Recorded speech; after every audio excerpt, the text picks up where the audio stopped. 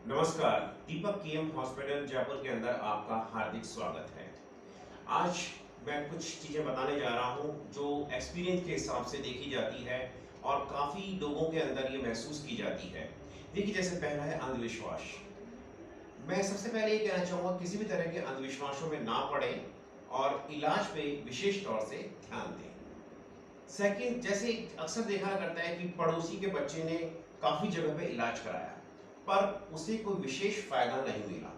हो सकता है कि आपके पड़ोसी के बच्चे के अंदर काफ़ी जगह इलाज कराने के बाद फ़ायदा ना मिला हो सकता है कि आपके बच्चे में आ जाए, या कभी ऐसा हो सकता है कि पड़ोसी के बच्चे में बहुत फ़ायदा आ गया हो और आपके बच्चे में ना पाए। तो अपन को ये कहना बड़ा मुश्किल होता है कि उसके बच्चे में फ़ायदा आ गया तो हमारे में भी आ जाएगा, या उसके में नहीं आया तो हमारे में भी नहीं आएगा। नेक्स्ट होता है कि बच्चे के जो विकास जो हो रहा है, उसमें जो सुधार हो रहा है, उसको आप खुद एग्जामिन कीजिए। एग्जामिन से मतलब खुद महसूस करिए। यानी कि पहले वो गर्दन नहीं संभाल पा रहा था, या बैठ नहीं पा रहा था, या खड़ा नहीं हो पा रहा था, उसमें आपको लगता है कि पहले से थोड़ा बहुत भी सुधार है, कि शायद वो गर्दन हम उसको पकड़ रहे थे पूरे दोनों हाथों से तो वो बैठ पा रहा था, अब हम एक उंगली लगा रहे हैं उससे बैठ पा रहा है, या बिना सहारे के बैठ पा रहा है, तो समझिए कि उसमें सुधार आना चालू हो रहा है। तो ये चीज आप खुद महसूस करिए, और महसूस करते हैं तो फिर बताइए। अब जैसे होता है कि सभी को हम कैटेगराइज नहीं कर सकते हैं। जैसा कि किसी किसी बच्चे के अंदर जबरन है बहुत ज्यादा, तो उसमें जैसे कि सेरेब्रल पाल्सी बच्चों के अंदर, कई मैक्सिमम बच्चों के अंदर जबरन होती है, तो उनमें तेल की मालिश नहीं की जाती है।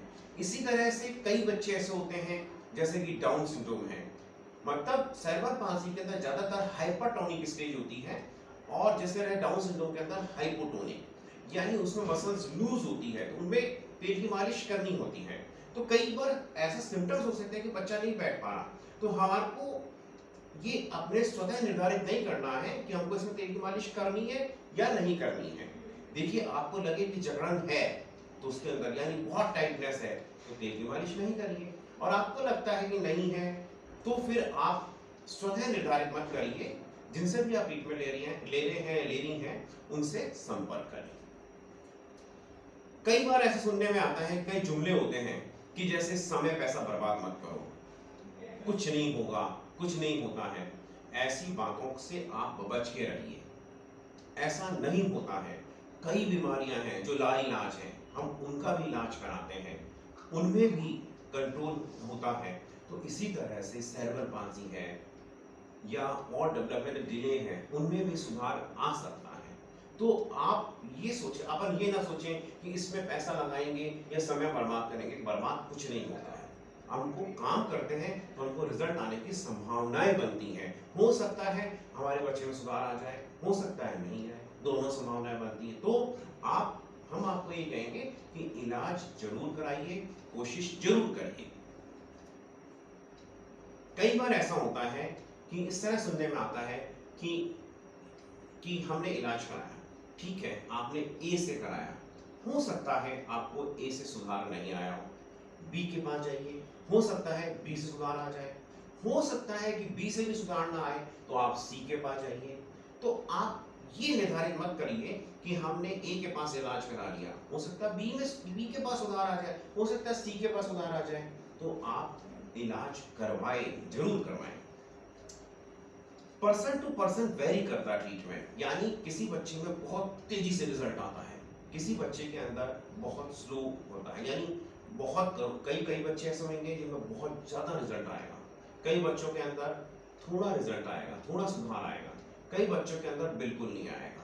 तो दोनों सारी चीजें संभावनाएं हैं, काफी सुधार भी आ सकता है, कम भी आ सकता है, नहीं भी आ सकता है, पर संभावनाएं रहती हैं।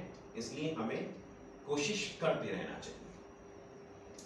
लक्षणों पे के बेस पे नहीं जाए कि पर्टिकुलर मेरा जो है बच्चा है वो बैठ नहीं पा रहा, तो ये लक्षण होते हैं। ये कई बीमारियां होती हैं जिनमें बच्चा बैठ नहीं पाता, हो सकता है उसको डाउन सिंड्रोम हो सकता है उसको सेरेब्रल पाल्सी सेरेब्रल पाल्सी में अलग अलग सीवियरिटी लेवल होता है, हो सकता है उसको मस्कुलर डिस्ट्रॉफी हो सकता है उसको स्पाइना बाइफिडा तो आप सिर्फ लक्षण के बेसिस पे कि बच्चा बैठ नहीं पा रहा, खड़ा नहीं हो पा रहा, तो इस तरह से डिसाइड नहीं करें। अब हो सकता है जैसे बुखार है, तो बुखार एक लक्षण है।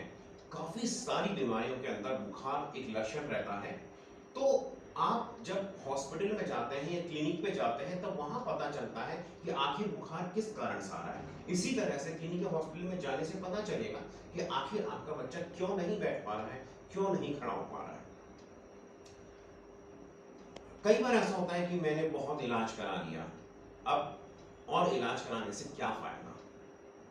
बेशक हो सकता है आपने इलाज कराया हो, क्योंकि इस दुनिया में ऐसा कोई भी माँ बाप नहीं है जो बच्चे के बारे में पता चले कि मेरा बच्चा बैठ नहीं पा रहा है तो या उसको कुछ तकलीफ है तो इलाज ना कराएं। अपने सामर्थ्य के हिसाब से हर माँ बाप नो डाउट जाकर के दिखाते हैं, इलाज करवाते हैं। पर हो सकता है कि आप पहले जहां आपने इलाज कराया फायदा नहीं आया हो सकता है दूसरी जगह आ जाए, तो आप कोशिश करें। एक चीज ये होती है कि पर्टिकुलरली जैसे आपके बच्चे में फायदा आ रहा है या नहीं आ रहा है, जैसे ग्लास है, आप ये महसूस करें कि हमारा पूरा ग्लास खाली है, उसमें एक एक बूंद भी भर रही है और वो इतनी से भी हो रहा है, तो उसको महसूस करिए कि हाँ इसके अंदर एटलीस्ट इतना पानी भर गया ग्लास के अंदर। अपन ऐसा वन शॉट पानी का ग्लास में पानी भरा हुआ नहीं सोच सकते, हल्का हल्का भर रहा है। देखिए दो चीजें होती हैं, एक होता है एम्बिशन और दूसरा होता है अपना सेटिस्फैक्शन।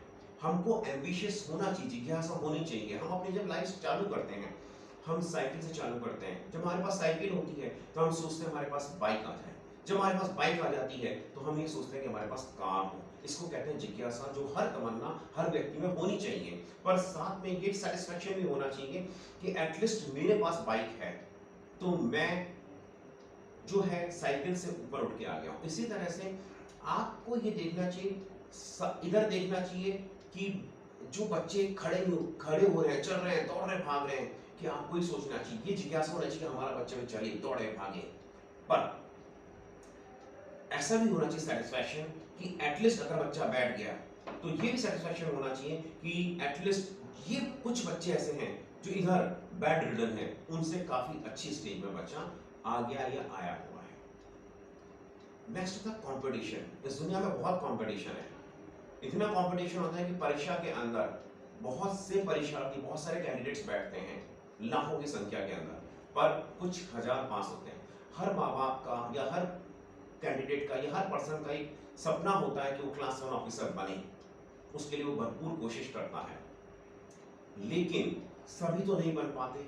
लेकिन हम ये सोच के बैठ जाएं कि कोई भी नहीं बनेगा, तो बनेगा कौन? उन जो लाखों में जो संख्या बैठ रहे उन्हीं में से जो कुछ हजार है वो बनेंगे। हो सकता है उसमें आपका नंबर हो। इसी तरह से हजारों करोड़ों लाखों बच्चे हैं, हो सकता है उनमें से जो रिजल्ट आएंगे, हो सकता है कि आपके बच्चे में बहुत अच्छे रिजल्ट आ जाएं।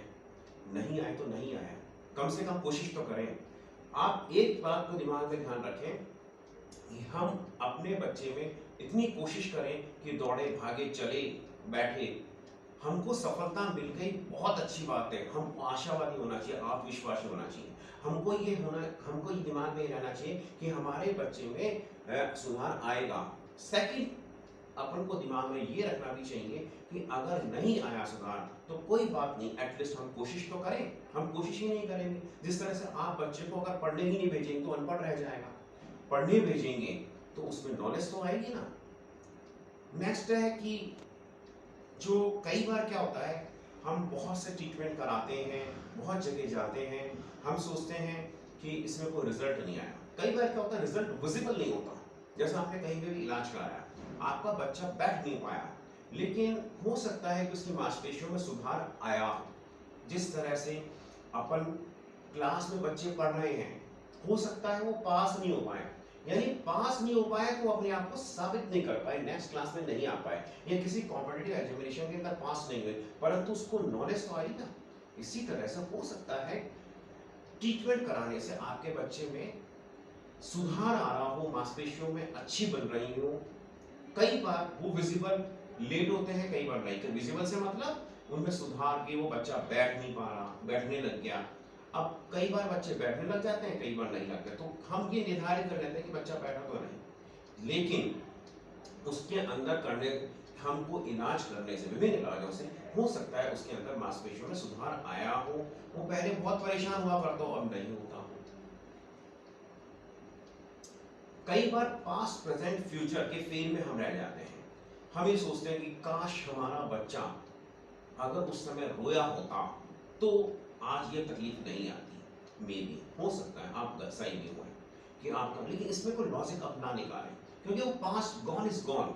जो बात गई कि अगर बच्चा नहीं रोया, हम इसको सोच के बैठे रहे कि बच्चा उस समय रोया होता तो आज हमारे बच्चे में ये तकलीफ नहीं आती, लेकिन अब अपन उसको कुछ नहीं कर सकते। हमको प्रेजेंट में करना, या हम सोचें फ्यूचर के अंदर ये अपने आप ही हो जाएगा, छोड़ दो इसको ऐसे ही, अपने आप हो जाएगा। अपने आप कैसे हो जाएगा? अपने आप कुछ नहीं होगा, आपको करना पड़ेगा।